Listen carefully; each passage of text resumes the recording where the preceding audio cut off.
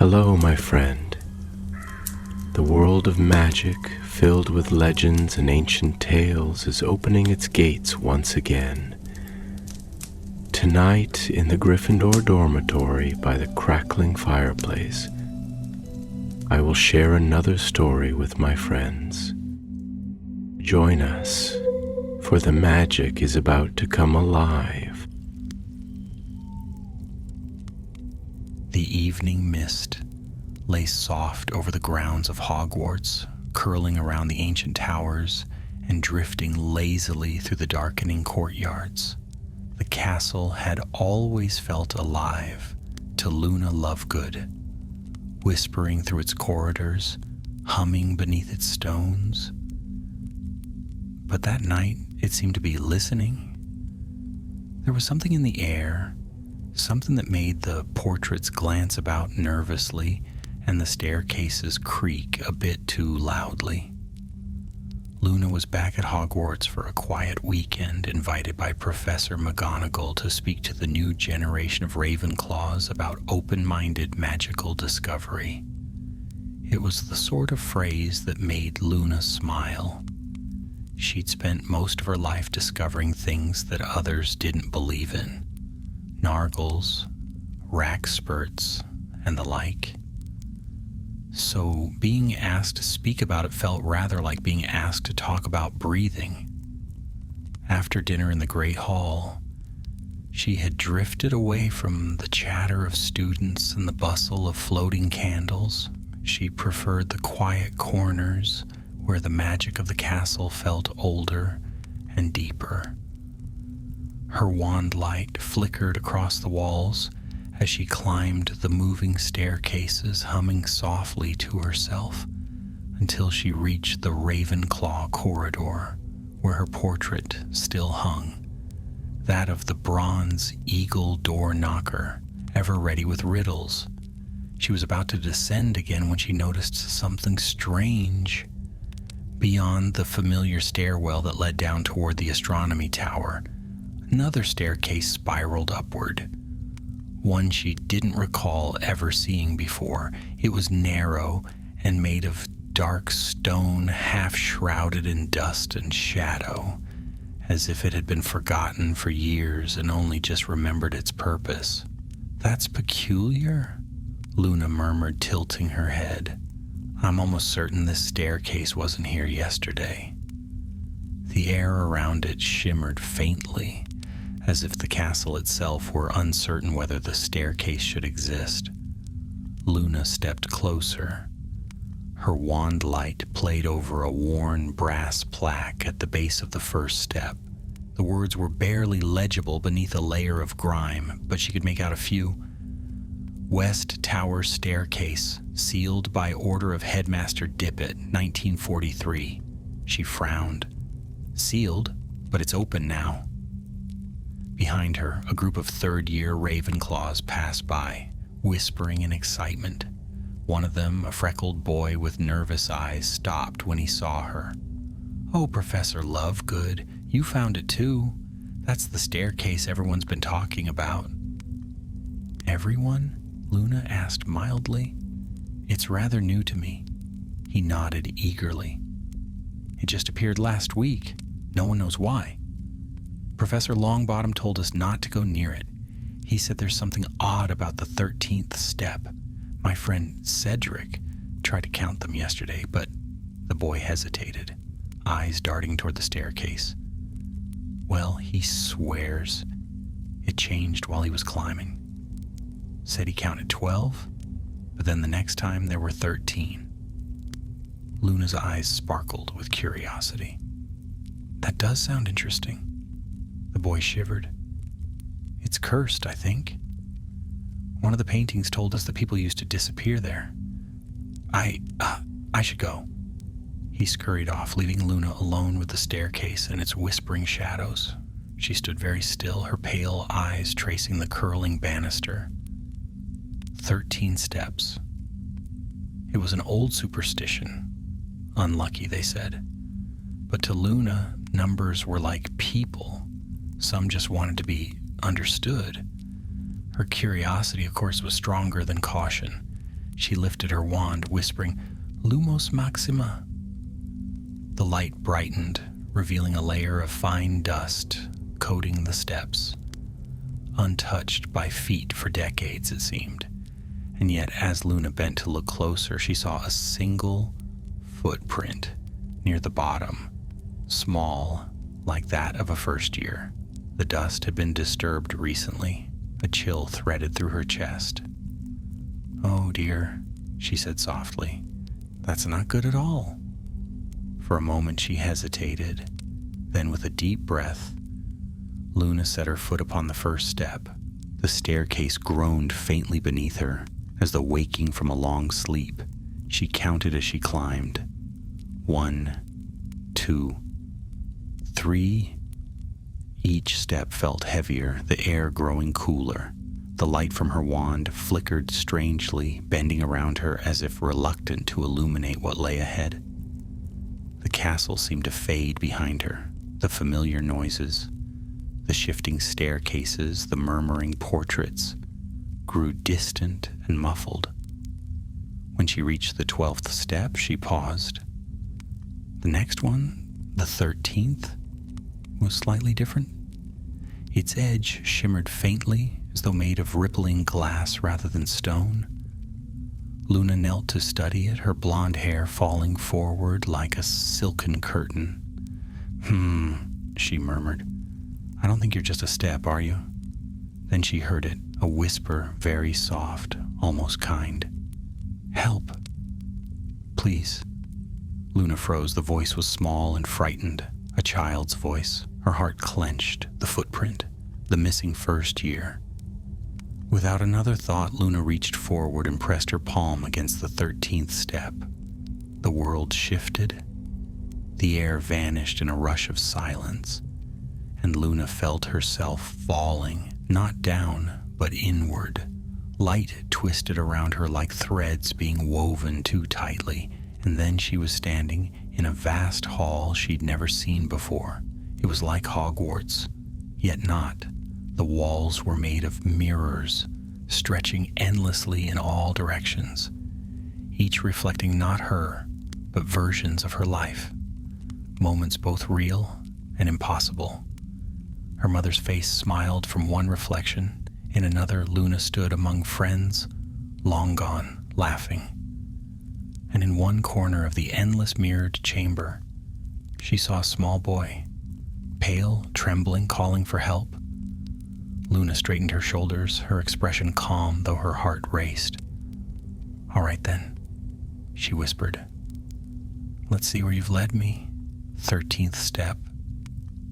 The mirrors shimmered in response, and the adventure began. The mirrored hall shimmered around Luna like a waking dream. Each reflection trembled as she moved, showing not her present self, but hundreds of possible Lunas. Some older, some younger, one with dark hair, another in Ravenclaw robes untouched by time. They rippled like ghosts in glass, and as she stepped forward, she could almost hear them breathing. The air was cool and dry, carrying the faint scent of dust and old magic. Her wand light glimmered in every direction, caught by the countless mirrored surfaces, until she felt as though she stood in a sky of stars. Somewhere in the far-off shimmer, the child's voice cried again, faint and desperate, "Please help me." Luna's grip on her wand tightened. She followed the sound, her boots echoing on the marble floor. "Don't worry," she called softly, her voice calm but resolute. "I'm coming." The echoes folded around her, warping her own voice until it sounded as if a dozen versions of herself were answering back. "I'm coming, I'm coming, I'm coming." The repetition unsettled her, but she pressed on, guided by that single frightened cry. As she walked, the mirrors began to change. They no longer showed her reflections. Instead, they displayed scenes, fragments of Hogwarts past.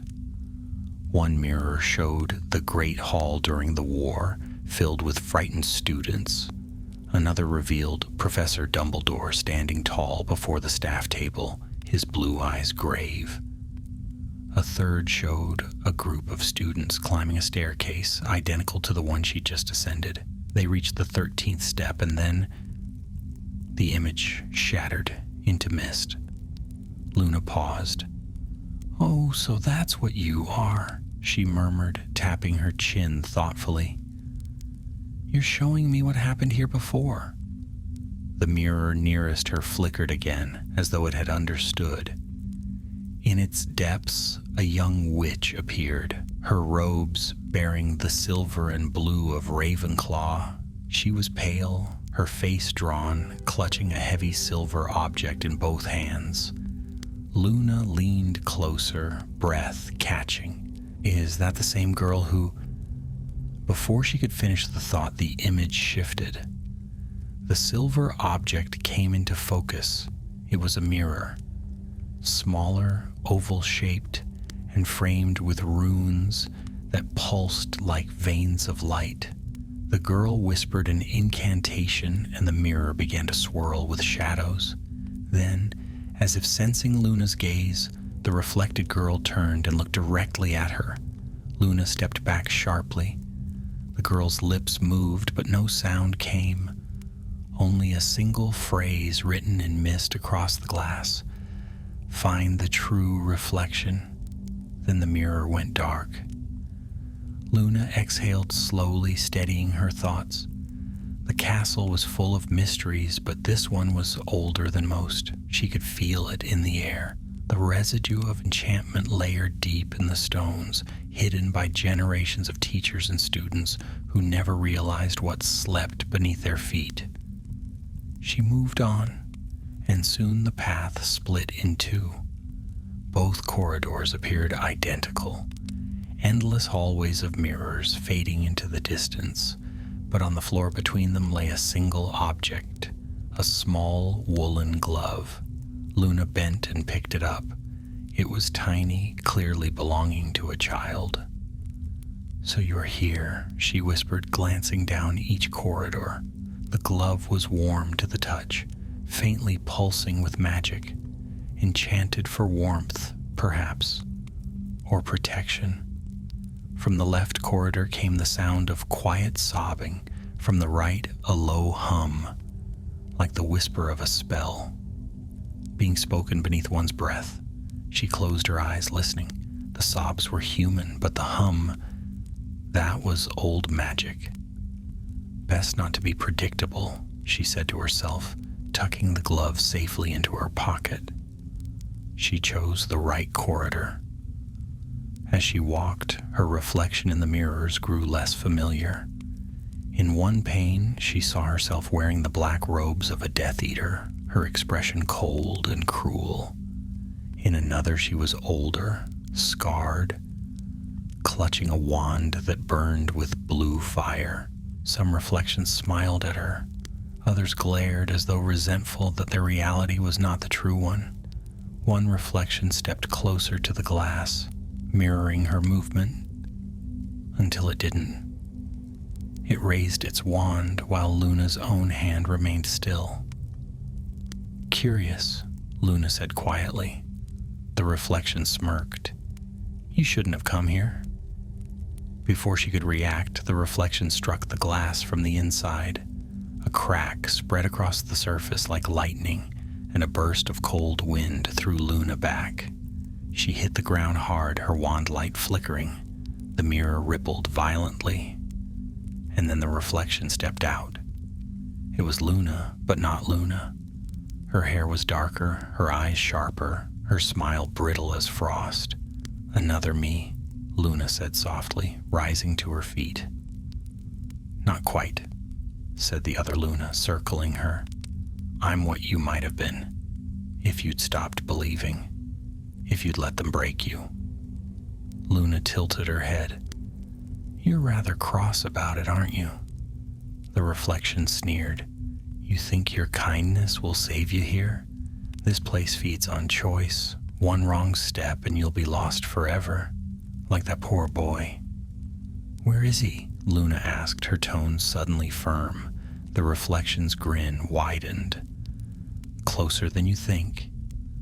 Before Luna could question further, the reflection dissolved into smoke, streaming towards the far end of the corridor.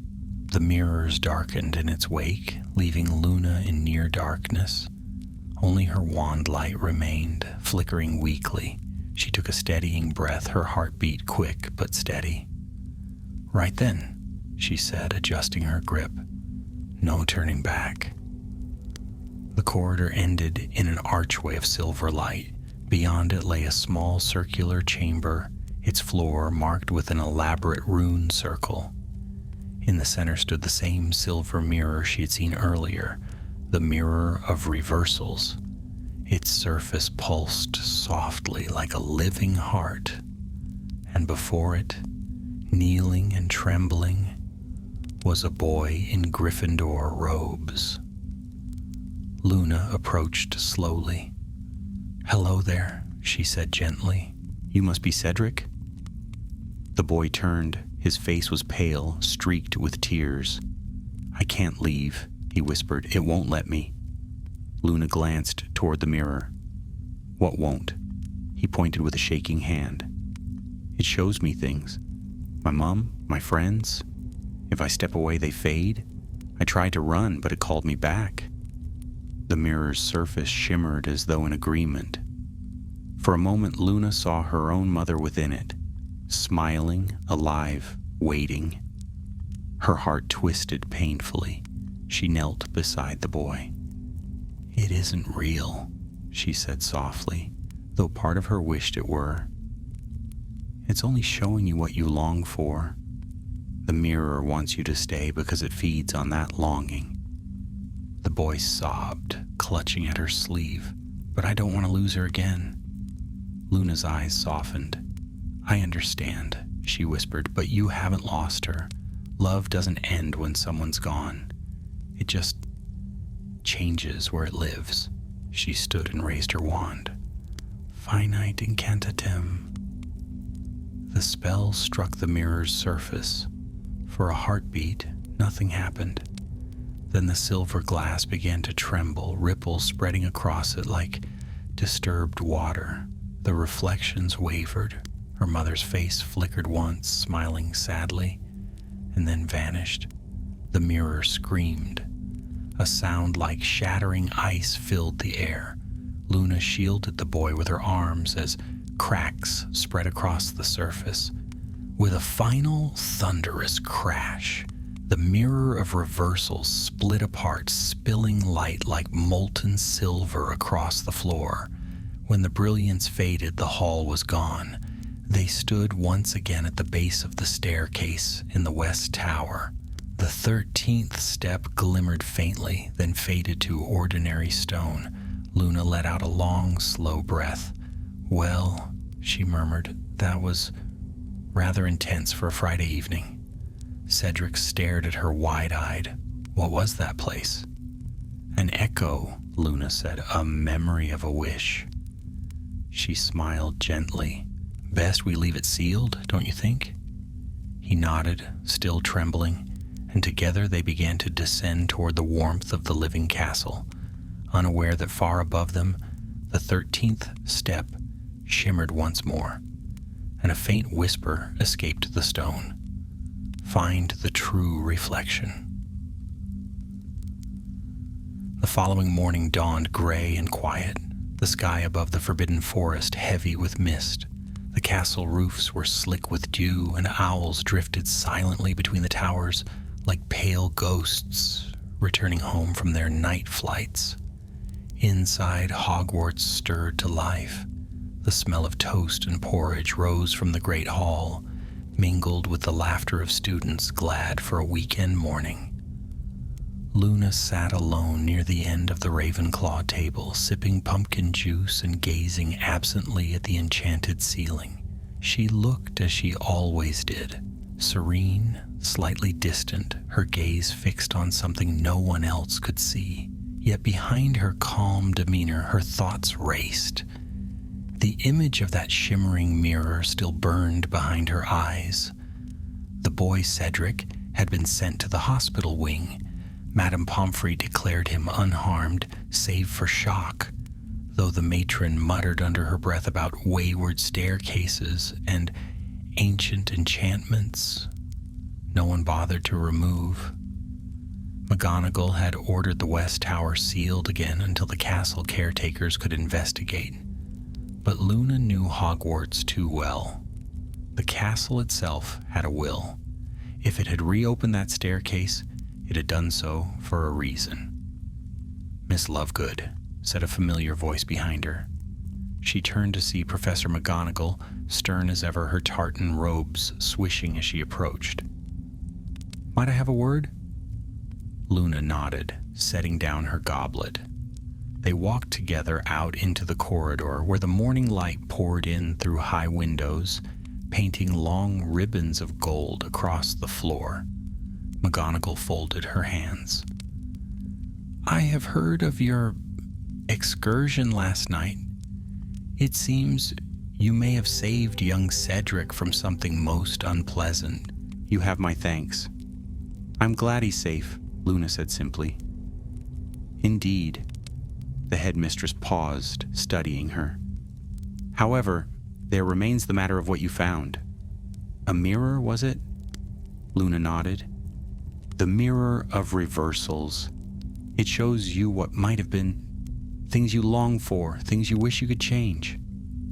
McGonagall's brow furrowed. "That name rings a bell. Dippet sealed something by that description decades ago. A Ravenclaw artifact, if I recall, confiscated after several accidents. It was believed destroyed." Luna looked down the hall, her gaze far away. "It wasn't destroyed, it was waiting." McGonagall exhaled through her nose, her expression grim. "If what you say is true, we must ensure it poses no further danger. I've already instructed Filch to seal the staircase and set protective wards." "That might not be enough," Luna said gently. McGonagall gave her a sharp glance. "Why do you say that?" "Because it's still calling." The headmistress hesitated, uncertain if Luna spoke literally or in her usual airy fashion. Before she could ask, the great clock struck 8, its deep chime echoing through the stone halls. Luna smiled faintly. "You'll hear it too, in time." McGonagall sighed. "Miss Lovegood, you've always been an excellent witch, even if your ways are unconventional. But do try not to wander into cursed staircases again." "I'll do my best," Luna promised with a polite nod. That night, long after the students were asleep, Luna returned. She couldn't help herself. The memory of the 13th step tugged at her thoughts like a loose thread she couldn't ignore. She took her wand and crept through the quiet corridors, her slippers silent on the stone. The portraits along the walls stirred as she passed, whispering among themselves. When she reached the base of the West Tower, she found the staircase once again uncovered. The wards McGonagall had ordered glittered faintly, but the steps shimmered just beyond them, mocking the spells meant to contain it. Hogwarts had chosen to ignore her headmistress's orders. "I knew you'd wake up again," Luna murmured, almost fondly. She tested the wards with her wand. They dissolved with a sigh, as if the castle itself granted her permission. Slowly, carefully, she began to climb. The steps were cold beneath her feet. The air thickened with that same silvery hum she'd heard before. As she reached the 12th step, she paused. Her heart thudded once, steady and certain. "Back again, are we?" she whispered. The 13th step pulsed faintly. Luna stepped onto it. In a blink, the world shifted. She was no longer in the mirrored hall she had seen before, but in what looked like the castle itself, though older, darker, and tinged with a strange stillness. The torches burned with blue flame, and the portraits were empty, their inhabitants gone. Dust coated the railings and floors. Somewhere in the distance, the faint sound of dripping water echoed. Luna took a slow breath. "Another reflection," she murmured. "But whose?" A voice answered from the shadows. "Mine." Luna turned. A woman stepped forward, her robes of deep blue trimmed with silver, her dark hair streaked with gray. Her wand was carved with ancient runes, and her eyes shone with intelligence and sorrow. "I am Celine Roll," the woman said, "Ravenclaw, class of 1938, the creator of the Mirror of Reversals." Luna inclined her head. "It's an honor to meet you. Your work has caused quite a stir." Celine's mouth curved faintly. "It was meant to be a tool for wisdom, not temptation. The mirror was supposed to help witches and wizards understand the weight of their choices, to see the threads of possibility, not to live within them. But the magic grew. Hungry. Hungry?" The older witch nodded. "Every regret, every wish, every longing fed it. It consumed the hopes of those who gazed too long. When the 13th step was built, it was to guard the mirror, to keep it hidden from the eyes of the desperate." Luna's gaze softened. "You sealed it yourself?" "I did," Celine said quietly, "but the spell was flawed. The mirror survives by reflecting desire, and desire never dies. Every few decades, it calls to someone new. You heard it, didn't you?" Luna hesitated. "I did."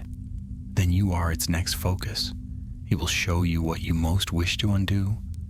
And if you cannot look away," Celine's voice faltered, "you will join me here." As if in answer, the walls began to ripple like water. The blue torches flickered out, replaced by silvery light. The floor beneath Luna shimmered, becoming glass once more.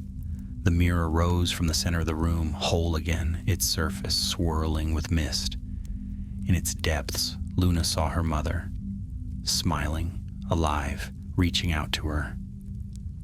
"Luna," said her mother's voice, gentle and loving, "you can come home now." Luna's throat tightened. She had dreamed of this so many times, her mother alive, their cottage filled with laughter and potion fumes and music. A life that had ended too soon. Celine's warning echoed in her mind, "If you cannot look away." She stepped closer, tears stinging her eyes. "Mom?" Her mother's reflection smiled sadly. "You don't have to be alone anymore." For a long moment, Luna stood still. Her hand trembled inches from the glass. She could feel warmth radiating from it, as if her mother truly stood just beyond the veil. But then Luna took a breath. Slow, steady, resolute. "I'm never alone," she whispered. "You're always with me." She lowered her wand and turned away. A shriek of fury filled the chamber. The mirror's surface convulsed, silver light spilling like lightning. The ground cracked beneath her feet as the enchantment fought to hold her. Celine's figure flickered, her eyes wide. "Finish it," she cried. "End it before it binds again." Luna raised her wand high, her voice clear and steady. "Revelare verum speculum." The spell struck like thunder. The mirror shattered, its light bursting outward in a wave that swept through the hall. The glass dissolved into motes of silver dust, rising toward the vaulted ceiling like fireflies before fading to nothing. When silence returned, Luna found herself once more on the 13th step. The air was calm. The stairway was only stone. She exhaled, weary but calm. "Goodbye, Mum," she whispered.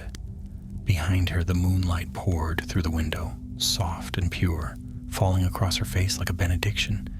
And for the briefest instant, She thought she heard her mother's laughter again, light as wind, warm as home. Then the sound faded, and the castle slept once more. The morning that followed seemed to dawn brighter than before. The mist that had wrapped the hills the previous days had lifted, revealing the glistening sweep of the lake and the distant peaks beyond it. The air was clear, sharp with autumn, and sunlight streamed through the high windows of the great hall, making the golden plates gleam like treasure.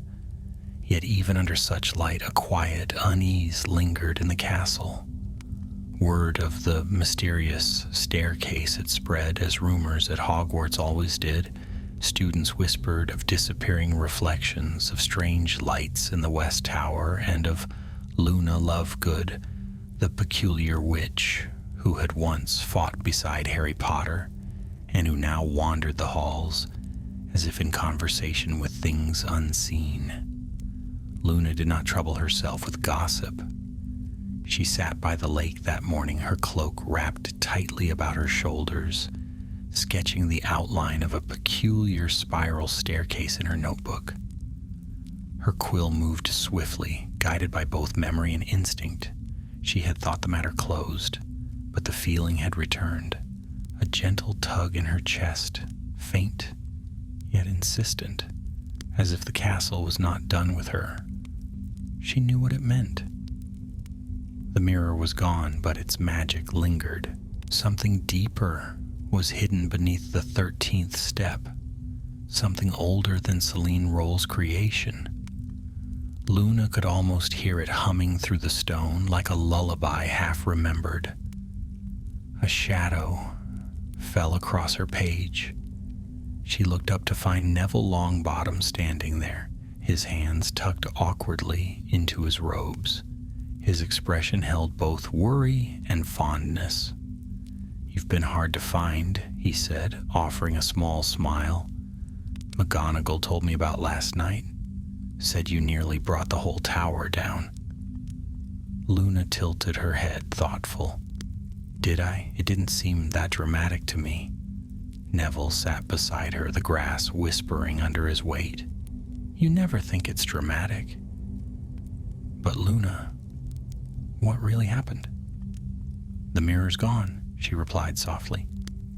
"I ended it, but the magic that created it, what Celine called the reversal charm, was drawn from something else. Something beneath the staircase." Neville frowned. "You think there's more down there?" "I know there is." She closed her notebook and looked toward the castle. "Hogwarts doesn't bring back old staircases for nothing." He sighed, running a hand through his hair. "If McGonagall hears we're going back up there, she'll have my head. And yours." Luna smiled faintly. "She might, but if we don't, something worse might wake." Neville groaned softly, but stood. "You haven't changed a bit." "All right then, lead the way." By the time they reached the West Tower, the afternoon light had begun to fade, leaving long shadows stretching across the stone floor. The staircase stood silent and still. Dust hung in the air, glowing faintly where the sun touched it. Neville raised his wand. Lumos, Luna did the same, and together they ascended. The steps felt colder than before, as if the chill came not from the air, but from within the stone itself. When they reached the 12th step, Luna paused. "Do you hear it?" she whispered. Neville frowned. "Hear what?" "The heartbeat." And indeed, faintly beneath the silence, there was a slow, steady thrum, like the pulse of something vast and sleeping deep below. Neville swallowed. "Please tell me that's just a trick of the air." "It's not," Luna said, stepping onto the 13th step. The world shifted once again, but differently this time. There was no fall, no swirl of mirrors. Instead, the stone beneath them rippled, revealing a narrow passageway that slanted downward into darkness. The air that drifted from it smelled of dust and age, tinged with something metallic like ancient blood. Neville hesitated. This feels wrong. Only if we think about it too much, Luna replied lightly, though her voice trembled at the edges. She stepped forward, and after a heartbeat, Neville followed. The passageway was steep, the walls lined with old carvings, runes that glowed faintly as they passed. Some were in languages Luna didn't recognize, though one phrase repeated often enough for her to sense its meaning. Reflect and be known. What is this place? Neville whispered. A vault, Luna said, or perhaps a tomb. The tunnel opened into a vast underground chamber. It was circular, its domed ceiling held up by twisted columns of marble.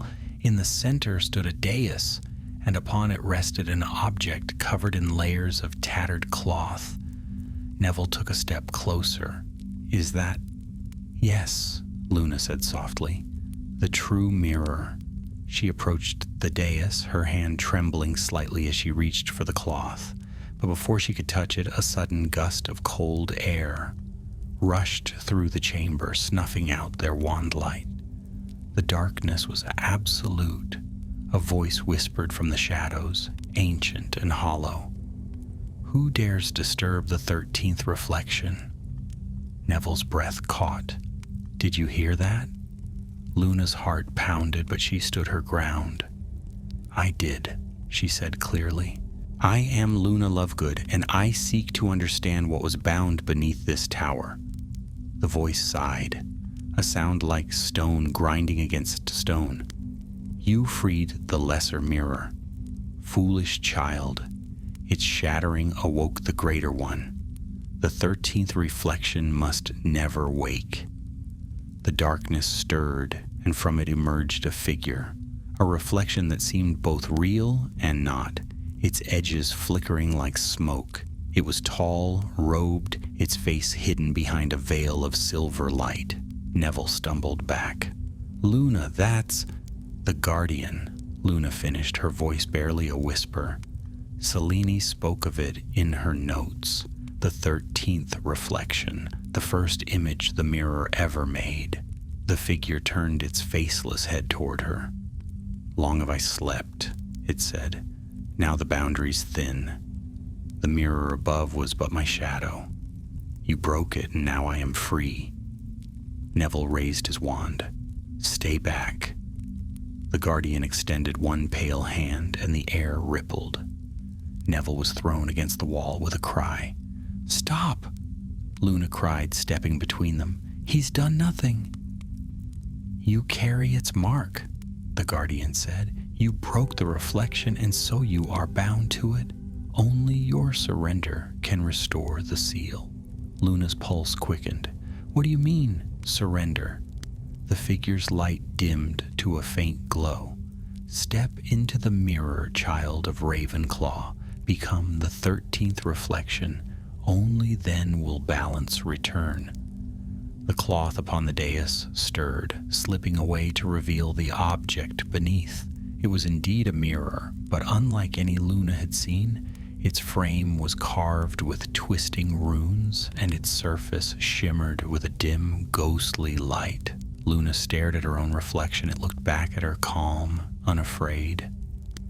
Neville groaned from behind her. Don't listen to it. But Luna didn't answer. She stepped closer. The mirror's surface rippled, drawing her image in. For a heartbeat, she saw not herself, but her mother again. Standing in a meadow, smiling. Then the image changed, showing Hogwarts as it had been centuries ago, its towers gleaming, its halls new and proud. The Guardian's voice whispered, Enter, and all you have lost shall be returned. Luna closed her eyes. No, she said softly. Loss teaches us what to cherish. The mirror flickered as if in pain. She lifted her wand and spoke clearly. Evanesco speculum maledictum. The runes along the frame blazed. The Guardian screamed, its voice splitting the air. The mirror cracked from edge to edge, spilling white fire across the chamber. Neville dragged himself to his feet. "Luna!" "I'm fine," she shouted over the roar. "Get back!" With a final strike of light, the mirror shattered. The Guardian dissolved into smoke, its voice fading to a whisper. "The reflection remains." Silence fell. Dust rained from the ceiling. Neville coughed. "Please, tell me that's the last of it." Luna didn't answer. She stared at the fragments of glass scattered across the dais. In one shard, faint and fleeting, her reflection smiled. Only, it wasn't her smile. It lingered a moment longer, then vanished. She turned toward Neville, her face pale but determined. "No," she said quietly. "It's not over yet." Above them, somewhere far above the sealed tower, the castle itself seemed to sigh, deep and uneasy, as if something vast had shifted in its sleep. The days that followed passed like uneasy dreams. The castle seemed to breathe differently now, its stones restless beneath the shifting autumn light. The staircases groaned as if burdened by memory, and portraits whispered from frame to frame in anxious tones. The story of the shattering beneath the west tower had reached every common room, though none of the students could agree on what had truly happened. Some claimed Luna Lovegood had fought a ghost made of silver fire. Others swore she had found a doorway to another world beneath the 13th step. But those who looked closely enough saw the truth in her eyes. Something had changed. Luna walked the corridors with her usual calm grace, yet shadows followed her footsteps. At times a reflection in the window panes would linger a heartbeat too long, watching her as she moved away. She noticed, but did not flinch. She had seen stranger things in her life. On the third evening after the battle beneath the tower, Luna sat by the fire in the Ravenclaw common room. The air smelled of parchment and candle wax. Beyond the tall windows, rain streaked down the glass, making the distant mountains blur into gray.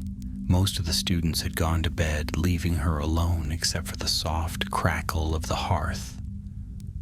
A fluttering sound broke the quiet.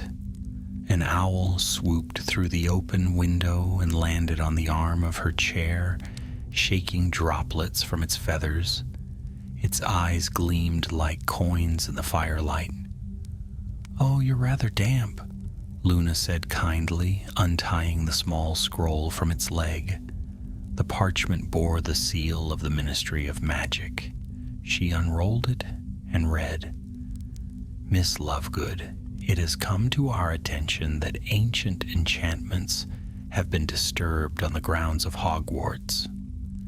As a former member of Dumbledore's army and a noted investigator of magical anomalies, you are hereby requested to meet with representatives of the Department of Mysteries at your earliest convenience." Luna sighed. "They do like to make things sound serious, don't they?" she murmured. She stroked the owl's feathers before sending it off into the storm again. That night she dreamed.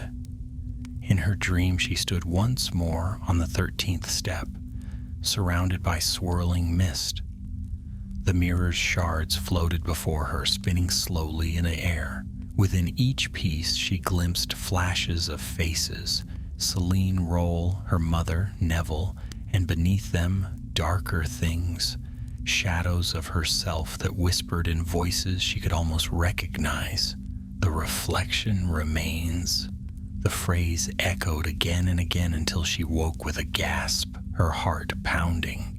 The fire had burned low, and dawn's first light bled through the windows. The dream left behind a chill that even the morning sun could not dispel. She did not go to breakfast. Instead, she climbed the long spiral staircase to the headmistress's office. The Gryffindor knocker regarded her silently, as if it already knew why she'd come. "Good morning," Luna said politely. "I need to see Professor McGonagall." The door opened of its own accord. Inside, McGonagall sat at her desk, a pile of correspondence spread before her. Her spectacles glinted as she looked up. "Miss Lovegood," she said, "I had a feeling I would see you again soon." Luna stepped forward. "The mirror's gone, but its magic isn't. I think the castle is trying to warn us." McGonagall sighed. "You mean the disturbances in the tower?" "Yes, I'm aware. The staircases have been shifting unpredictably, and 3 students reported hearing whispers near the west corridor last night." "It's the reflection," Luna said quietly. "The 13th one. When I shattered the mirror, part of it stayed behind." McGonagall's eyes narrowed. "And what do you propose we do about it?" Luna hesitated. "I think I need to go back down there." The headmistress rose from her chair. "Absolutely not. I won't have anyone meddling with that cursed place again." "But if we don't," Luna said softly, "it might not stay confined." The silence that followed was long and heavy. Finally, McGonagall spoke. "You'll not go alone. Take Professor Longbottom with you, and if there is any sign of danger, you are to return at once. Is that clear?" Luna nodded. Perfectly. That afternoon, she and Neville descended once more into the West Tower. The wards McGonagall had set shimmered faintly as they passed through, yielding to Luna's touch as before. The 13th step was dull now, lifeless. Yet when she pressed her palm against it, a faint vibration thrummed beneath the stone. "The reflection's heartbeat," she murmured. Neville drew his wand. "If anything starts glowing, we're leaving." They stepped onto the 13th step together. The world shifted again, but not as before. This time they did not fall or fade. Instead, the tower itself seemed to open like a door, revealing a narrow passage lined with mirrors. Each mirror held a faint light, not bright enough to see clearly, but enough to make the air shimmer with ghostly reflections. "This wasn't here before," Neville whispered. "No," Luna said, "it was sleeping beneath the stone. The mirror above was only its surface reflection. This is the heart of it." They moved carefully down the corridor. The mirrors whispered faintly as they passed, fragments of sentences and half-remembered names. In one, Luna caught a glimpse of her younger self, barefoot, laughing, carrying a jar of fluttering fairies. In another, she saw Neville as a boy, clutching a small toad and looking terribly nervous. "Don't look at them," she warned. "They'll try to make you remember things that never happened." At the end of the corridor stood an arched doorway carved with runes. In its center burned a single word: 13. Neville swallowed. "I'm starting to really dislike that number." Luna smiled faintly. "It's only a number until someone gives it power." She touched the door. It swung open without a sound. Beyond lay a circular room of black marble, its ceiling so high it vanished into darkness. In the center, a pool of silvery water shimmered. Its surface reflected not the ceiling, but the sky. A clear night sky filled with stars, though none of those constellations existed. "The mirror's heart," Luna whispered. Neville frowned. "You mean this is still part of the mirror?" "Yes," she said softly. "A reflection of all reflections, every possibility, every lost path. When the first mirror was made, it drew from this place." A faint ripple disturbed the water. From its center rose a figure, tall, robed in black, its face the exact image of Luna's own. Neville stepped forward, wand raised. Merlin's beard. The reflection spoke, its voice soft but clear.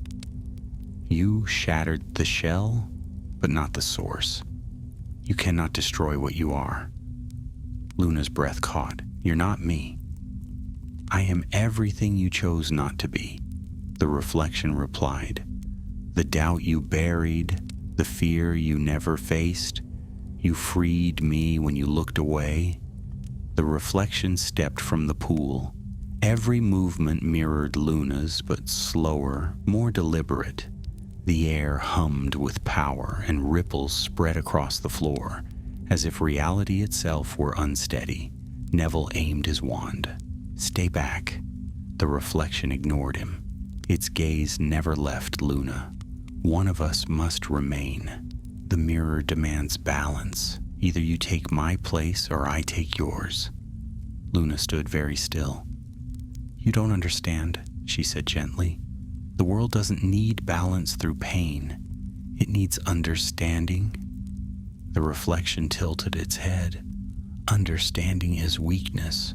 Then it moved. Neville shouted a spell, but the reflection deflected it effortlessly. The chamber erupted in flashes of light. Luna parried a strike of silvery magic, her wand trembling in her grasp. The reflection was strong because it drew from her own power. You can't win, it hissed. You can only accept. Luna stepped back, her eyes suddenly calm. Perhaps you're right. She lowered her wand. The reflection paused, wary. Luna took a breath and reached out, not to fight, but to touch. Her fingers brushed the reflection's hand. Where they met, light bloomed. Soft, golden, not harsh or burning. The reflection's expression faltered. What are you doing? It whispered. Seeing you, Luna said. Truly seeing you. The light grew, filling the chamber, washing over the walls, the pool, the mirrors. The reflection began to fade, its form dissolving into motes of silver. We are not enemies, Luna said softly. We are one. When the light dimmed, the reflection was gone. The pool stilled, its surface smooth and quiet. Neville lowered his wand, breathing hard. Is it over? Luna looked at the water. In its depths, she saw only one reflection, her own. Yes, she said quietly. It's over. But as they turned to leave, the ripples on the pool began to move again, ever so slightly, as if something deep below had merely turned in its sleep. For several nights after that, the castle slept uneasily. The enchanted ceilings flickered with false lightning. The staircases groaned and shifted of their own will, and the portraits whispered in languages no one could recall. Even the ghosts moved warily through the corridors, their usual mischief subdued by something heavier, older, lingering in the stones. Luna Lovegood knew that the mirror's heart was silent now, but silence did not always mean peace. She could feel it still. Not danger, but presence. Like a note too low for hearing that trembled beneath all sound. Neville had returned to his greenhouse, trying to pretend life had returned to normal, but Luna could see in his eyes that it hadn't. He avoided the West Tower now. The students, meanwhile, treated it as a legend. Another of those peculiar Hogwarts mysteries that became a tale for fireside telling.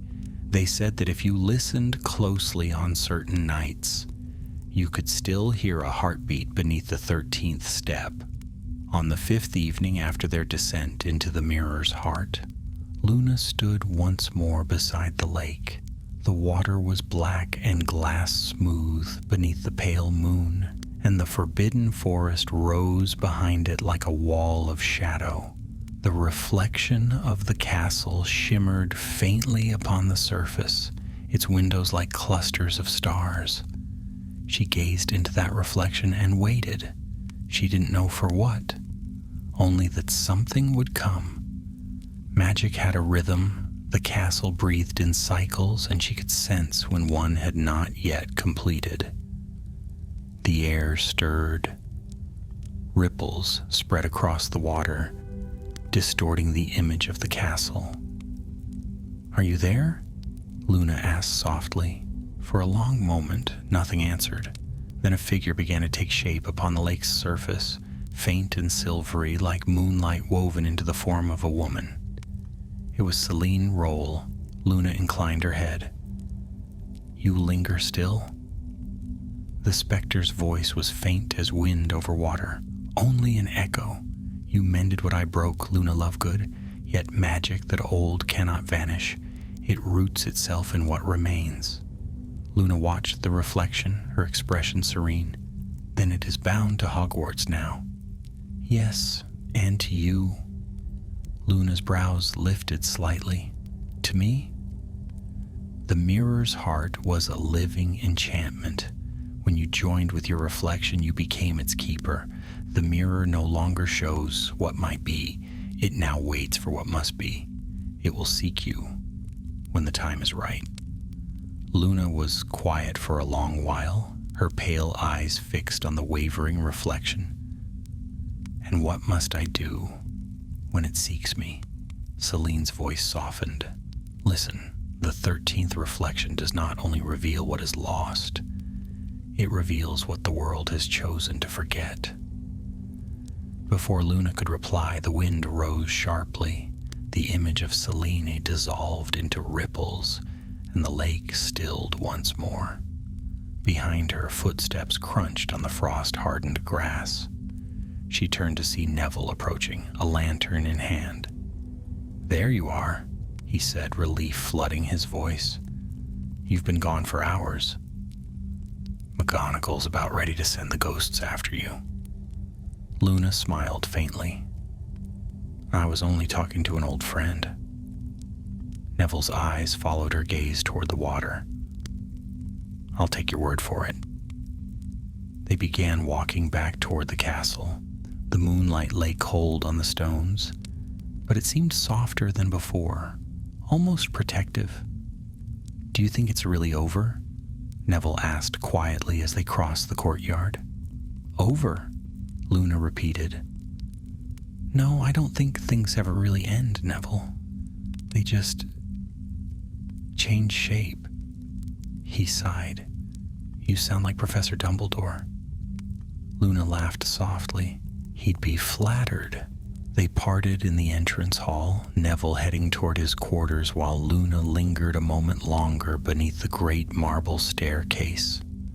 The torches flickered in their brackets, casting golden pools of light that swayed with the drafts. Above her, the ceiling groaned, and for a heartbeat, she thought she heard a faint thump-thump, like a heartbeat echoing from within the stone. She looked up, but there was nothing there, only silence. The next morning, Hogwarts awoke to snow. It came suddenly, sweeping across the mountains and laying a white hush over the grounds. Classes were delayed, fireplaces burned brighter, and the great hall rang with cheerful chatter.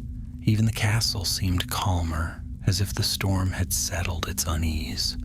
But Luna could not rest easily. The 13th step had appeared for a reason, and in her bones, she knew that reason had not yet been fulfilled. She spent her free hours in the library, poring over old records of the castle's construction. Most were incomplete or contradictory, but at last, in a brittle ledger from the era of Headmaster Phineas Nigellus Black, she found a note that made her heart quicken. The 13th stair, constructed by order of the Founder's Circle to guard the reflection vault, a relic older than Hogwarts itself, its true purpose to preserve the memory of the lost. The lost.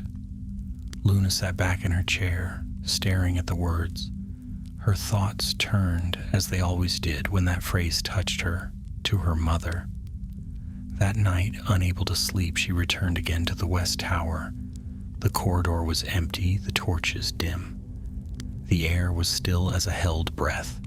The staircase stood just as before, unremarkable now, as if it had never harbored any secret at all. But when Luna placed her foot upon the first step, the faint hum returned beneath her skin. She climbed. At the 12th step, she stopped. The 13th waited before her, gray and silent. Slowly, she knelt and pressed her palm to the stone. "Show me," she whispered, "what is left unseen." The stone shimmered. A faint light blossomed from beneath her hand, spreading in thin lines like cracks, filled with silver. The air quivered, and then before her eyes the 13th step began to sink, revealing a small hollow beneath. Inside lay a single object, a locket. Luna picked it up carefully. It was old, tarnished, the clasp shaped like the wings of a raven. She opened it. Inside was a fragment of mirrored glass, no bigger than a coin. It gleamed faintly, pulsing once like a heartbeat. A whisper brushed her mind. The 13th reflection remains. Her pulse quickened. She closed the locket and stood, the castle's air swirling around her like a sigh. She understood now. The mirror's last fragment had anchored itself here, bound to her by the spell that had united her with her reflection. Whatever power had once resided in the mirror's heart now lingered in this sliver, waiting. Luna tucked the locket into her robes. "Then I'll keep you safe," she murmured, "until you're ready to speak again." As she turned to leave, the torches flickered, and for an instant the air shimmered with faint, silvery light. From somewhere deep within the walls, the heartbeat sounded once, strong, steady, and very much alive. Luna smiled. "Good night, Hogwarts," she whispered. "Sleep well." The castle said nothing, but the stair beneath her feet warmed faintly as though in acknowledgement. Outside, the snow continued to fall, blanketing the towers and turrets in white. The world looked calm and still. Yet beneath the peace, the 13th reflection dreamed, and in its dream 1,000 mirrored stars stirred, waiting for the day they would awaken once more. Winter thickened its hold over the highlands. Frost crept like lace across the windows, and every breath in the corridors of Hogwarts came out as a pale ghost in the air. The lake was a mirror of ice, and the forest lay hushed beneath its weight of snow. Yet within the castle walls, warmth and laughter defied the chill. Students hurried between classes wrapped in scarves and house colors, and the smell of roasted chestnuts and pumpkin pasties lingered wherever the house elves passed. But Luna Lovegood's thoughts were far from feasts and fires. She could not forget the locket. It pulsed faintly whenever she held it, as though a heartbeat inside its silver case. She kept it hidden beneath her robes, close enough that she could feel its quiet thrum against her skin. At night, she dreamt of it, dreams of stars swirling in mirrored pools, of voices whispering through glass, and of her own reflection, always just a step behind. One dawn, unable to sleep, Luna rose and made her way towards the West Tower once more. The corridors were silent at that hour, save for the distant chime of the clock in the astronomy tower. She moved lightly, her slippered feet barely making a sound. When she reached the staircase, she paused. The 13th step looked harmless in the pale light, only another piece of worn stone, but she knew better. The castle was quiet, too quiet, as though holding its breath.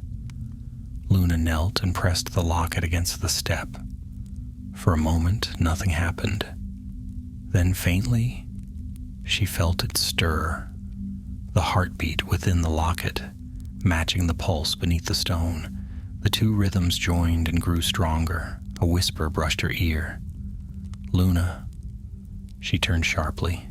No one was there, but the voice came again, soft as snowfall. "Luna, child of reflection." She rose slowly. The air shimmered, shadows lengthened across the walls, twisting into strange, mirrored shapes. One of them moved on its own, separating from the others and stretching upward until it stood before her, tall, indistinct, but undeniably human. Luna's wand was in her hand before she realized she'd drawn it. "Who are you?" The shadow inclined its head. "You carry the shard," it said, its voice like wind against glass. "The mirror calls, and you answer. The 13th reflection cannot rest until it is whole." Luna held her ground. "It will rest if it chooses peace." The figure tilted its head. "Peace is for those who forget. We are memory. We are what remains." The torches along the wall flickered violently. The shadow stretched closer, its surface gleaming faintly with trapped light as though it were made of living glass. "I am what was left behind," it said, "and you are what was made to keep me." The words struck her like a cold wind. "I didn't make you," Luna whispered. "I only freed what was trapped." The shadow smiled, a pale, shivering crescent of light. "And by freeing it, you bound yourself. The reflection needs its bearer, just as the bearer needs her reflection."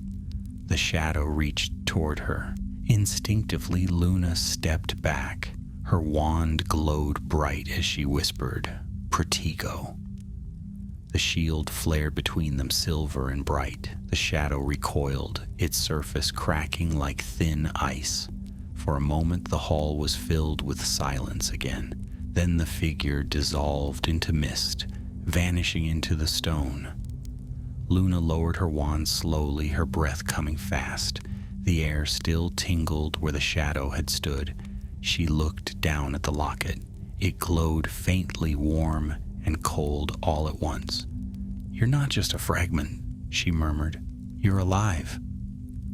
That night she sat by candlelight in the Ravenclaw common room, studying her notes. The old record she'd found in the library mentioned the reflection vault only once, but a marginal note written in faded ink caught her eye. "When the 13th step awakens, seek the oldest mirror." The oldest mirror. Luna's mind raced. There were many mirrors in Hogwarts, some enchanted, some ordinary, but only one that predated the castle itself. The Mirror of Erised.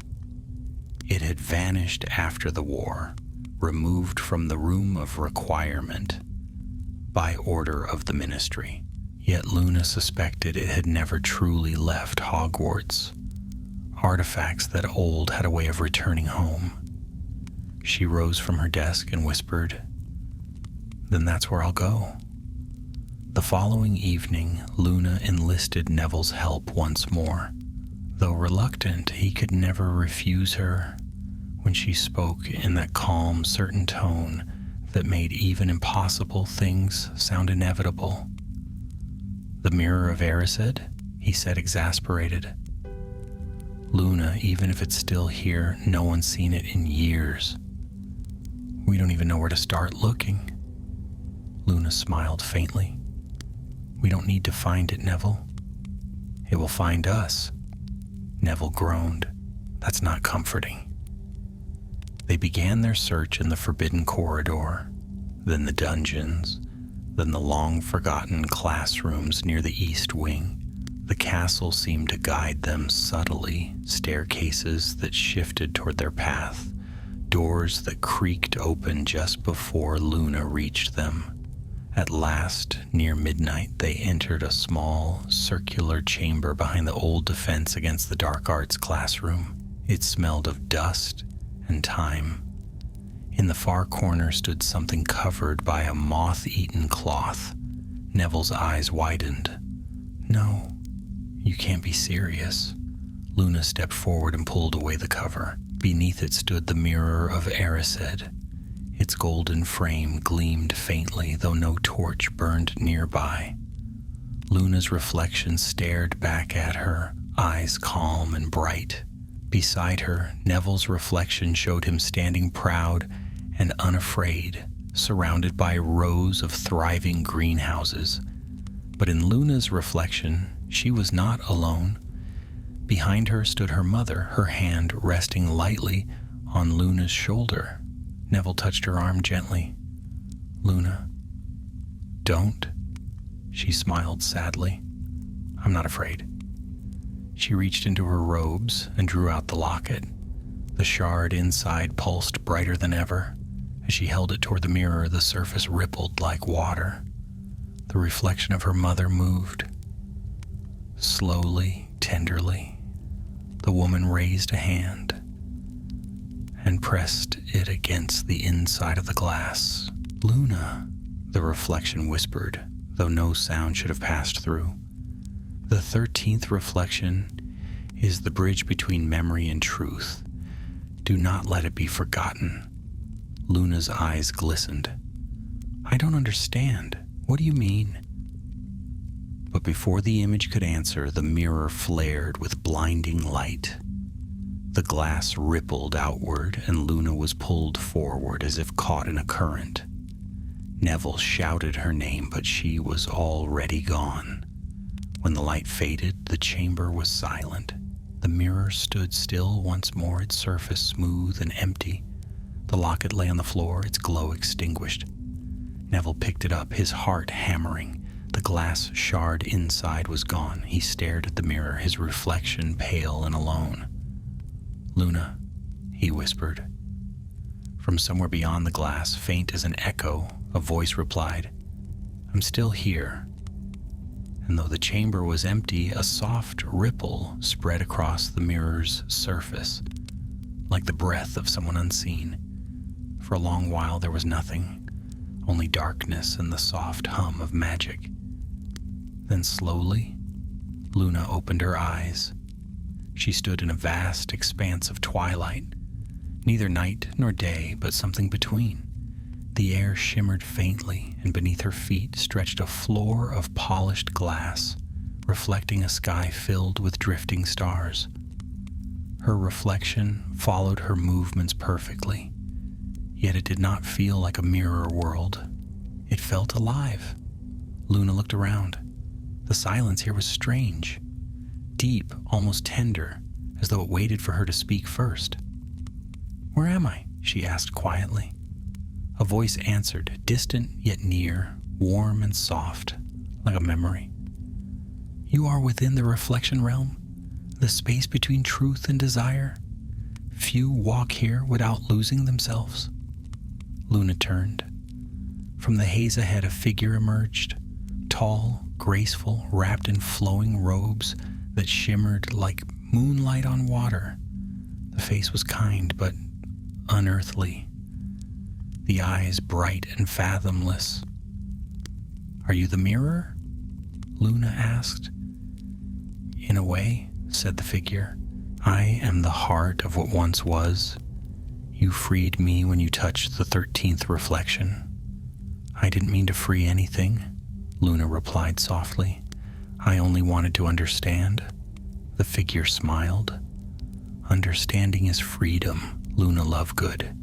You have walked where few dare, and now you stand where the past still breathes." Luna looked down at the glass beneath her feet.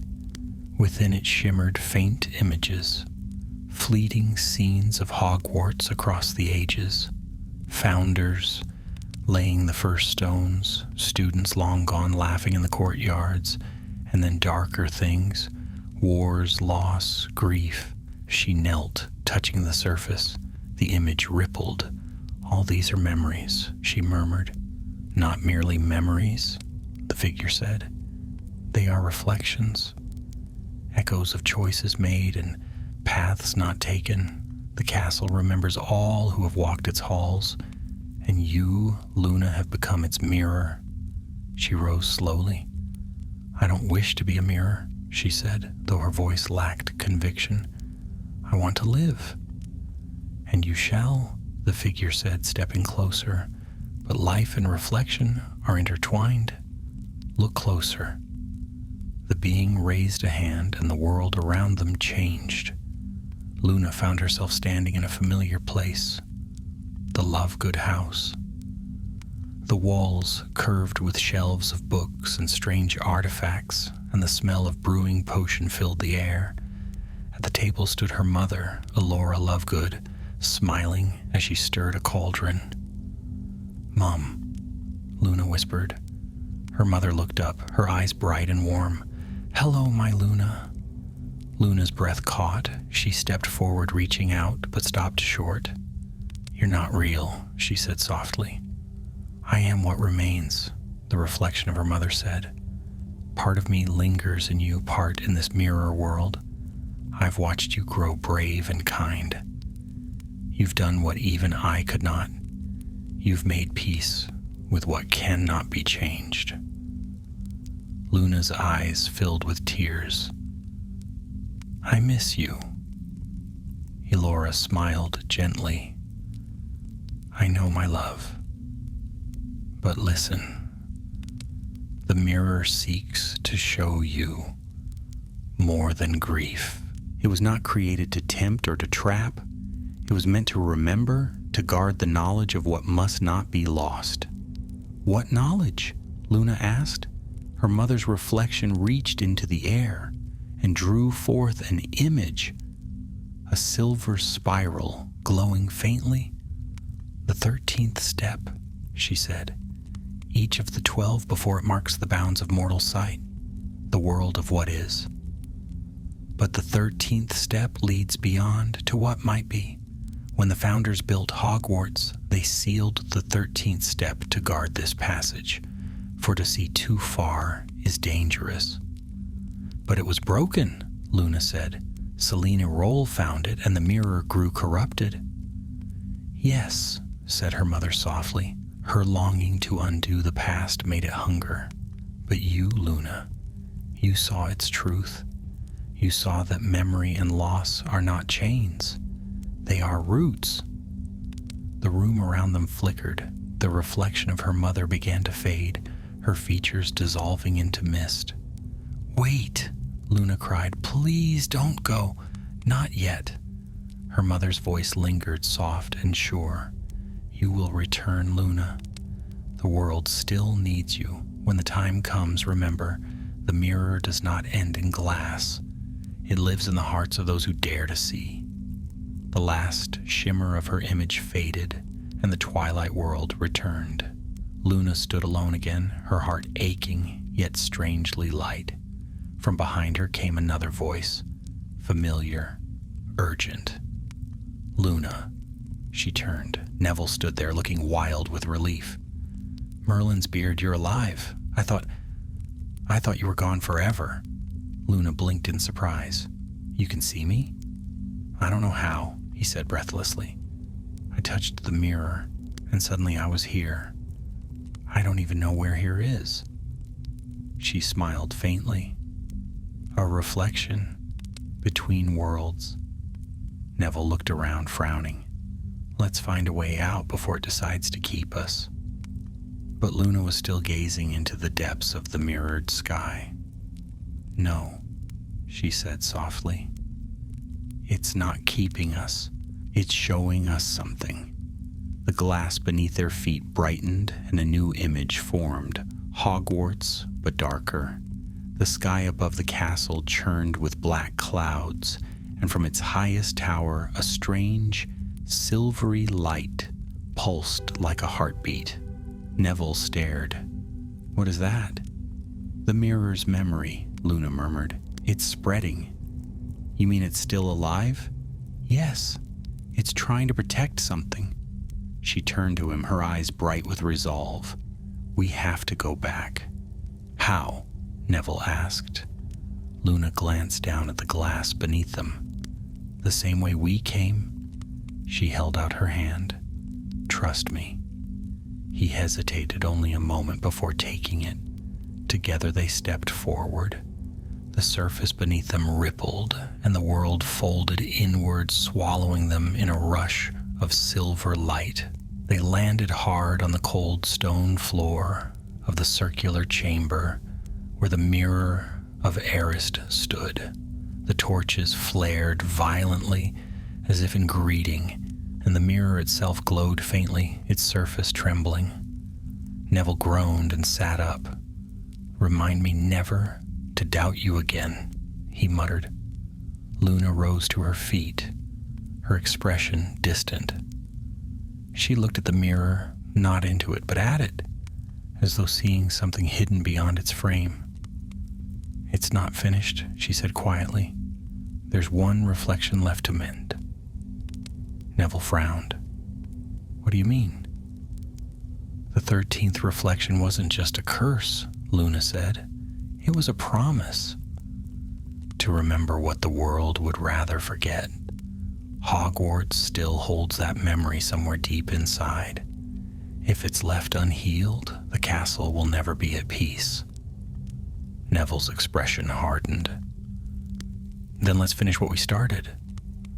Luna nodded, and together they turned toward the doorway. Behind them, the mirror shivered once more. Within its depths, a faint image formed. A pale girl, with wide eyes and a serene smile, walking hand in hand with her reflection as they stepped into light. The castle's heartbeat sounded faintly through the stone.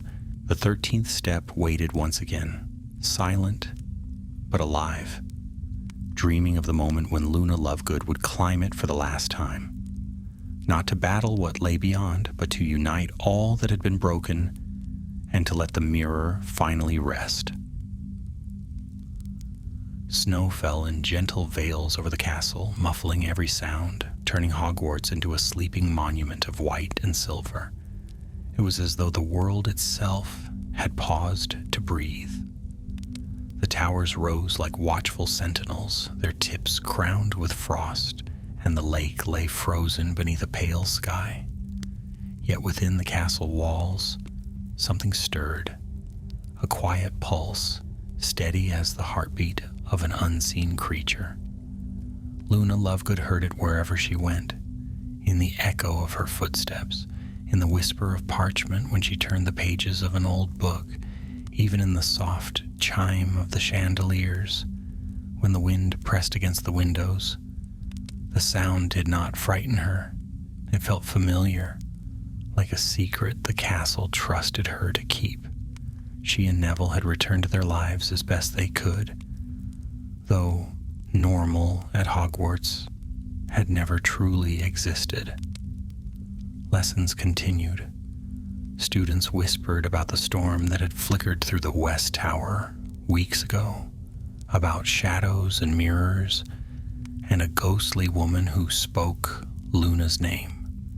The professors dismissed it all as nonsense, though their eyes often lingered a little too long on the staircases, as if expecting something to shift. One afternoon, while snow fell thick outside the library windows, Luna sat among the dust and hush of old magic, her wand tip glowing to light the words of an ancient text. The book, Architectures of the Arcane, was brittle with age, its pages crackling beneath her fingers. It spoke of enchantments woven into the very foundations of Hogwarts, charms of memory, protection, and reflection. There was one passage that drew her breath. Beneath the 13th step lies the root mirror, the true heart of all reflections. Through it, the castle remembers itself. Luna closed the book slowly. "So that's where you are," she murmured. That night, she found Neville in Greenhouse 3, pruning a bed of frost-bitten snargaluffs. The scent of damp earth and mint filled the air, and pale blue flames flickered in the lanterns hanging above. "You're thinking of going back down there?" Neville said the moment he saw her expression. Luna tilted her head. "Of course, the castle's still unsettled. You can feel it too, can't you?" He hesitated, wiping soil from his hands. "I've had dreams," he admitted quietly. of mirrors cracking and voices whispering through the glass. Sometimes I wake up and I swear I see faces in the frost on the window.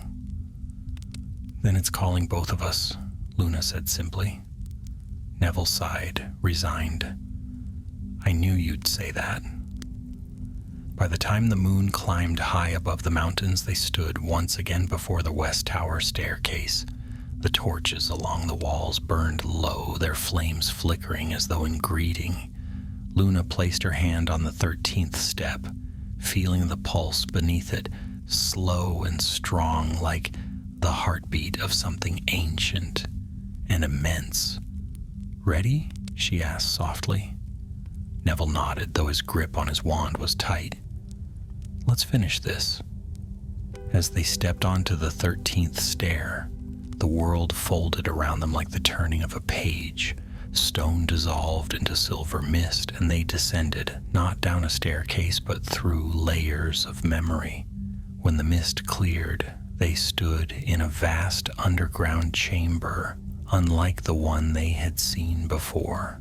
The walls shimmered faintly, carved with runes that pulsed with gentle light. The air was cool and thick with magic, and in the center of the floor lay a great circular mirror, cracked but still luminous. Its surface rippled like water touched by a breeze. "The root mirror," Luna whispered. "The castle's heart." Neville crouched beside it. "It's beautiful, but it looks broken." "It's not broken," she said softly. "It's remembering." They gazed into its depths. Within, the reflections were not of themselves, but of Hogwarts, its many ages overlapping. They saw the founders raising the walls with spells of song and stone. They saw students through centuries, laughter and sorrow passing like ripples, and deeper still, beyond all memory, they glimpsed a shape vast and shadowed, something bound within the mirror itself. Neville stepped back. "What is that?" "The first reflection," Luna murmured, "the memory that began all others." As they watched, the shadow stirred. Its voice rose like wind through 1,000 corridors. "Who walks the path of remembrance?" Luna straightened. "Luna Lovegood, daughter of Allure, student of Ravenclaw. I come to mend what was broken." The shadow's form rippled, its outline growing clearer. A woman's shape, tall and robed, her face hidden by light. "You bear the shard," she said. "You have walked through desire, through loss, through the mirror's veil. But do you understand what it means to heal memory?" Luna met the gaze of that faceless light. "To heal memory is to forgive what time forgot." The chamber trembled as if the stones themselves exhaled. The shadow's tone softened. "Then show us forgiveness." The mirror flared to life. Images poured from it, faces of those who had suffered within Hogwarts walls, ghosts forever trapped between life and death, names etched and lost. The countless lives woven through the castle's long history. Luna felt their pain, their longing, their unfinished stories. Neville's hand found her shoulder. "Luna, it's too much." She closed her eyes, her voice steady. "No, it's right." She raised her wand and spoke words that rose from somewhere deep within her, ancient and instinctive, older than the castle itself. "In lumine memoriae, pax invenitur." In the light of memory, peace is found. The spell shone from her wand in a stream of silver light. It flowed into the mirror like water, filling every crack, every fracture. The images within the glass grew brighter, blending into one another until they formed a single reflection. Hogwarts, whole and radiant, its towers gleaming beneath a calm sky. The shadow sighed, a sound of release. "The 13th reflection is complete." Then it faded, leaving only stillness. The mirror's glow softened until it became a simple circle of glass, clear and still. Neville knelt beside it. "Is it over?" Luna smiled faintly. "Yes, the castle remembers. Without pain now. The mirror will dream, but it will not call." As they turned to leave, the mirror shimmered once more. From its surface rose a small wisp of light, which drifted toward Luna and settled gently in her palm. It was warm, pulsing faintly like a heartbeat. "What is it?" Neville asked. "The last memory," she said softly. "The piece of the mirror that chose to live." She closed her hand around it. The light sank into her skin, leaving behind only a faint silver mark shaped like a crescent moon. When they emerged from the tower, dawn had begun to break over the mountains. The snow glittered with gold as the first sunlight touched it, and the castle seemed to breathe easier, its long-held tension melting away with the frost. Neville exhaled in relief. "You did it, Luna." "We did it," she corrected, smiling. They walked down toward the great hall, where the smell of breakfast and laughter drifted up the stairs. Yet as they passed through the corridor, Luna paused. From far above, faint but unmistakable, came the echo of footsteps on stone, 13 in count. She turned toward the sound and whispered, "Sleep well, old friend." The echo faded, leaving only the hum of the living castle. A heartbeat at peace, at last. The snow melted slowly that spring, and with it went the last whispers of the castle's unrest. The staircases turned without mischief, the portraits dozed peacefully in their frames, and the ghosts floated with a calm seldom seen. Yet even in peace, magic has a way of leaving traces. Hogwarts carried new quiet secrets now, whispers of light beneath its stones, soft glimmers in the corners of mirrors that caught the morning sun. For Luna Lovegood, life resumed its gentle rhythm. She still walked the corridors at odd hours, humming to herself, listening to the subtle murmur of the castle as if it spoke to her alone. The silver crescent on her palm glimmered faintly in moonlight, but she told no one of it. It pulsed softly when she dreamt, like the slow, patient breathing of something that watched from far away. Professor McGonagall, ever watchful, called her to the headmistress's office not long after the thaw. "Miss Lovegood," she began, her tone more curious than stern, "I've received word from the Department of Mysteries. It seems they've detected a surge of ancient enchantment around the West Tower. Stabilized, they say, but unlike anything else in Britain. Would you care to tell me what you've done?" Luna smiled serenely, setting her teacup down with a faint clink. "I didn't do anything, Professor. I just listened." McGonagall studied her, one brow raised. Listening, it seems, may be the most powerful magic of all. Luna inclined her head modestly. "I think Hogwarts was lonely. All that memory trapped beneath the stairs. No one had spoken to it for centuries. It only wanted to be remembered kindly." The headmistress's stern expression softened. "You remind me of Dumbledore, you know. He too believed that even the darkest magic might be disarmed by understanding." Luna smiled, her eyes distant. "He was right. Fear closes doors, but kindness opens them, even old ones." They drank in companionable silence, the faint ticking of a clock filling the room. When Luna rose to leave, McGonagall said quietly, "The castle owes you much, as do I." "I only followed where the 13th step led me," Luna said, and slipped away like a shadow of sunlight. Weeks passed. The thaw deepened. Green crept back into the hills, and the lake shed its skin of ice, Shimmering once more beneath the spring sun, the students spoke eagerly of the coming summer, of Quidditch matches and Hogsmeade trips and exams that seemed a lifetime away. But one afternoon, Luna felt that old pull again. A soft call, faint as a forgotten melody, rising from deep within the castle. She left her books behind and wandered the quiet corridors until she reached the west tower. The staircase stood as it always had, perfectly ordinary, the dust long since swept away. Yet when her hand brushed the banister, warmth bloomed through her palm. "I wondered when you'd wake," she whispered. The faint hum responded beneath her fingers. The 13th step shimmered for an instant, and Luna smiled. "I thought you might be lonely again." This time she did not descend or fall or vanish.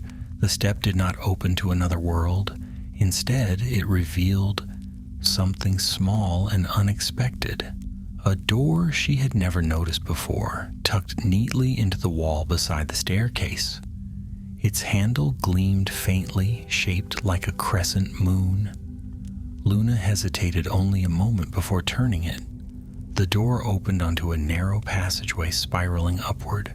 She followed it, her wand casting soft, silver light upon the walls. The air smelled of parchment and old dust, and faint motes of gold drifted lazily in her wake. At last she emerged into a round chamber she'd never seen before. It was small, quiet, filled with a gentle glow that seemed to come from nowhere at all. Bookshelves lined the walls, their spines blank, and in the center stood a tall mirror, its surface dull and unreflective, like moonlight turned to stone. Luna approached it slowly. "You're not the mirror of Erist," she said softly. "You're something else." The surface brightened at her words. For an instant she saw herself as she was, calm, older, steady. Then the image changed. She saw children laughing in this very room, future students perhaps, opening the same hidden door, discovering this place anew. The mirror whispered, its voice as gentle as the turning of pages. "This is the memory chamber.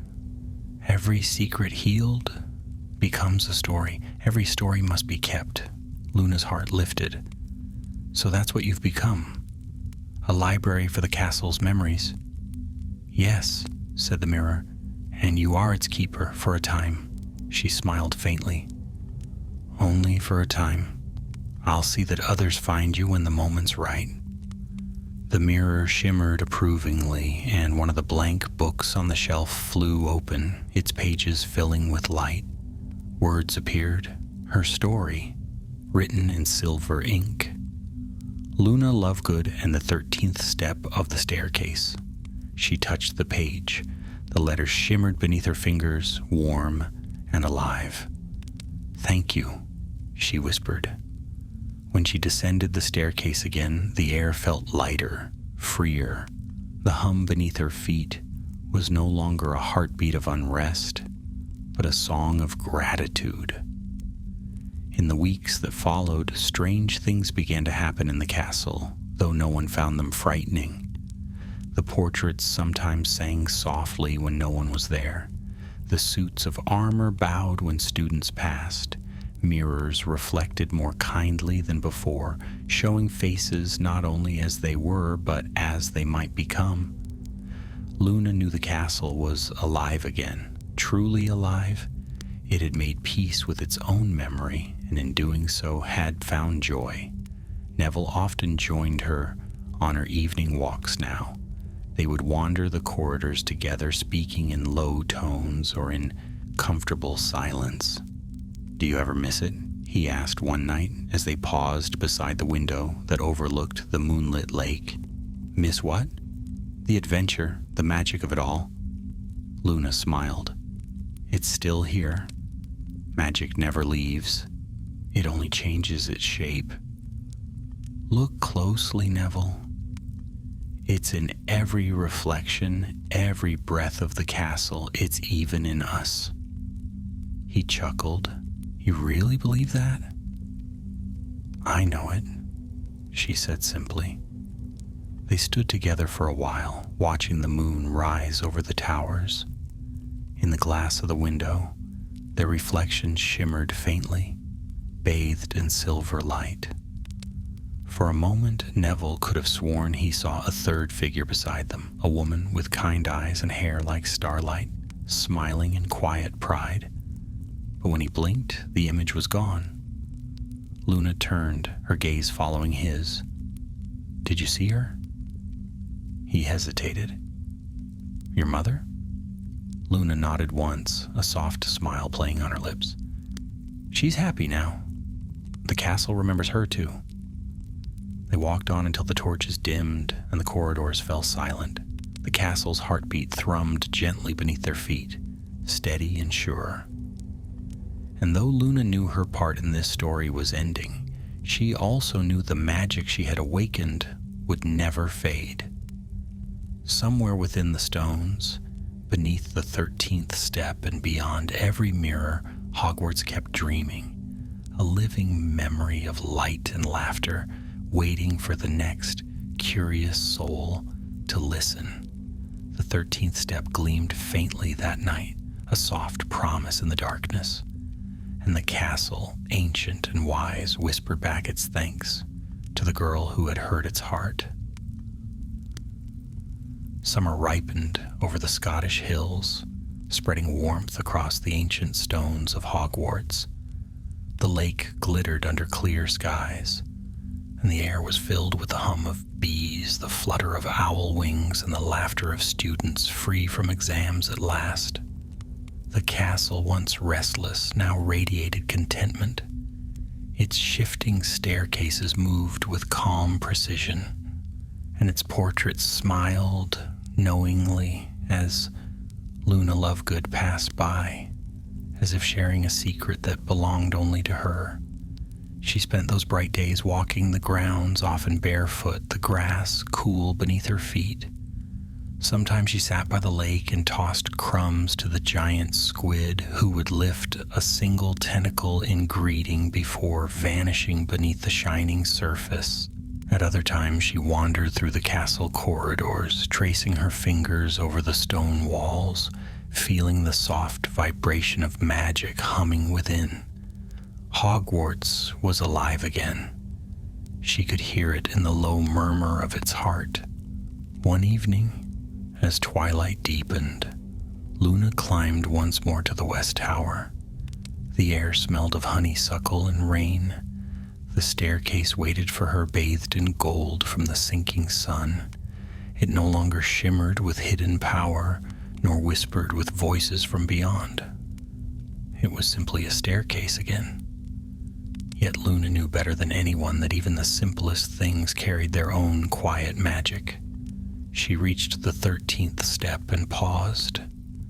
The stone beneath her feet pulsed once like a final heartbeat of recognition.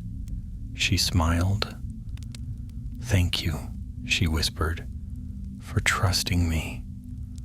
A breeze swept through the corridor, lifting her hair and carrying with it a faint whisper, so soft that only someone who believed in impossible things could have heard it. "And thank you, Luna Lovegood." She closed her eyes for a moment, letting the warmth of the fading day soak into her skin. Then she turned and descended, her heart light.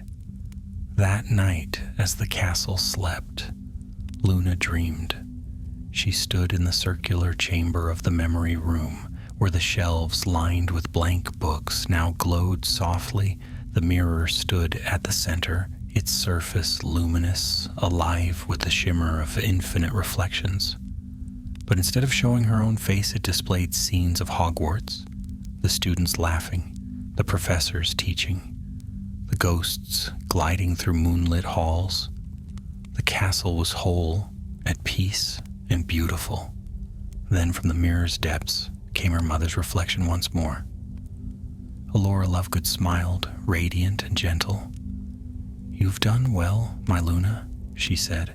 The 13th reflection is no longer a wound. It's a window, a bridge between memory and hope. Luna stepped closer, her eyes bright with unshed tears. I didn't heal it alone. Allure's reflection nodded. No one ever does. The magic of Hogwarts was never meant to belong to one witch or wizard. It's the echo of everyone who ever loved this place. Luna's hand hovered over the mirror's surface. Will I see you again? Her mother's image shimmered, fading slightly. Whenever you look into light, you'll find me there. Remember, Luna? Reflections are not prisons. They are reminders that light always returns. And with that, her mother was gone, leaving only the glow of the mirror and the soft hum of the living castle. Luna awoke with the dawn, her heart both heavy and full. The sky outside her window blazed pink and gold, and the air was alive with the scent of summer. She rose, dressed quietly, and slipped through the sleeping halls to the great hall, where she found Neville waiting with 2 cups of tea. He looked up as she entered, smiling in that earnest, bashful way he never outgrew. Couldn't sleep either? Not quite, Luna said, accepting the cup. She sipped it thoughtfully. The castle was dreaming again. Neville chuckled. You in this castle? One day you'll start answering its dreams out loud. Luna's gaze drifted to the high windows, where morning light streamed in golden ribbons. Oh, I already do. They sat together in comfortable silence, the kind that needs no words. Around them, the enchanted ceiling reflected the sky, where a flock of owls soared like bits of drifting parchment. The castle hummed softly, a lullaby of magic and memory. Later that day, as the students boarded the carriages for Hogsmeade Station, Luna lingered at the gates. She was not sad to leave. Hogwarts would always be part of her, woven into her as surely as the stars into the night sky. She turned to take one last look at the castle rising behind her, its turrets shining, its windows bright with laughter. Neville joined her, carrying his trunk. You'll come back next term, won't you? Perhaps, she said, her voice soft and far away. Or perhaps I'll listen for new stories somewhere else. There are other places that remember, you know. The world is full of forgotten mirrors. He smiled. Then I'll keep things safe here until you return. Luna nodded. That's good. The 13th step likes you. He blinked. It likes me? She nodded again, perfectly serious. Yes, it told me so. Neville laughed, shaking his head, but she saw the fondness in his eyes.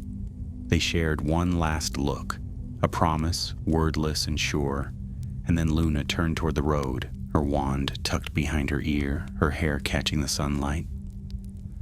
The 13th step glimmered faintly in the distance, though no one but Luna seemed to notice. Its light followed her as she crossed the grounds, fading only when she reached the edge of the forbidden forest. As she walked, she hummed softly to herself, a tune she did not remember learning but somehow knew. It was the song of the castle, the rhythm of its heart, a melody that spoke of beginnings rather than endings. When she reached the forest shadow, she paused. A silvery ripple appeared before her, like a reflection upon air. For an instant, she saw countless faces, friends, teachers, her mother, even her own reflection, smiling back at her. Then the vision faded, leaving only sunlight and the quiet rustle of the trees. Luna smiled. Goodbye for now, she whispered, and with that she stepped forward into the light. The breeze rose, stirring the grass, and somewhere far behind her in the depths of the castle, the 13th step pulsed once more, not in warning but in blessing. The The mirror of reversals had long since dissolved, the cursed magic undone, but its memory endured in a gentler form.